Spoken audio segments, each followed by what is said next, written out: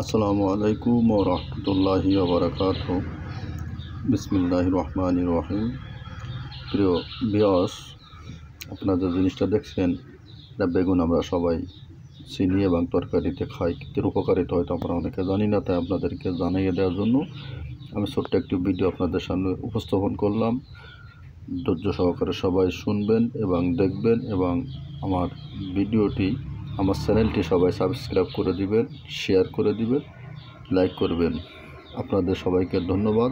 তবে এবার শুরু করি। খেয়াল করুন, বেগুনে রয়েছে প্রচুর ক্যালসিয়াম, ম্যাগনেসিয়াম, যা মুখ, ঠোঁট এবং জিহ্বা এবং ঠোঁটের ভিতরে এবং জিহ্বার ভিতরে যদি ঘা এবং ক্ষত থাকে, ইনশাল্লাহ নিয়মিত যদি আপনি খেতে পারেন, আল্লাহ পাকের রহমতে ভালো হয়ে যাবে।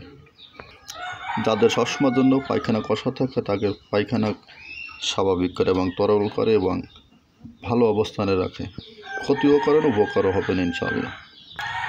ক্ষতিকর কোলেস্টেরল মাত্রা কমায় রাখে, ক্যান্সার হওয়ার আশঙ্কা কমায়,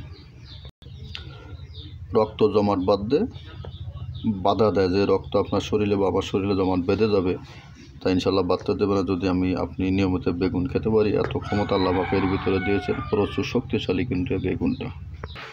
দাঁতের মাড়িকে শক্তিশালী করে। দাঁতের মাড়িতে যাদের সমস্যা আছে তারা নিয়মিত ইনশাল্লাহ খাবেন, দেখবেন আল্লাহ পাকের মসজিদে আপনার মাড়ি শক্তিশালী এবং শক্ত হয়ে গেছে।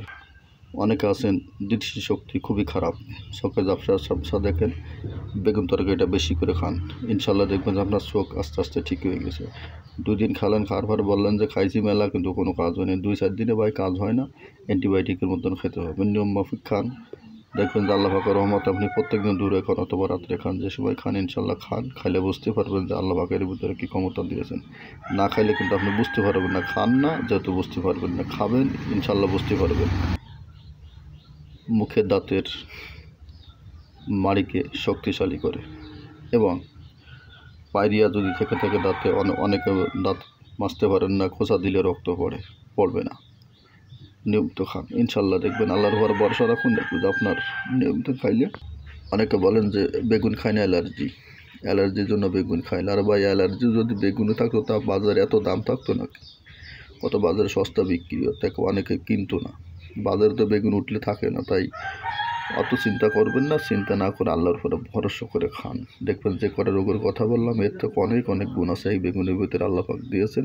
আমি জানি অনেক কিছু আল্লাহ পাক জানাইছেন, তাই আপনাদের সামান্য কিছু দিয়ে উপকার করার চেষ্টা করলাম। যদি উপকারে আসে, দয়া করে ভিডিওটি সাবস্ক্রাইব করবেন, লাইক এবং শেয়ার করে অন্য মাছ সরিয়ে দেবেন। ইনশাল্লাহ বিশ্বের মানুষের কাছে চলে যাক, যার প্রয়োজন সে ব্যবহার করবে, আপনি সব পাবেন, সাথে আপনার সাথে আমিও পাবো ইনশাল্লাহ। সবাইকে ধন্যবাদ। আসসালামু আলাইকুম ওয়া রাহমাতুল্লাহি ওয়া বারাকাতুহু।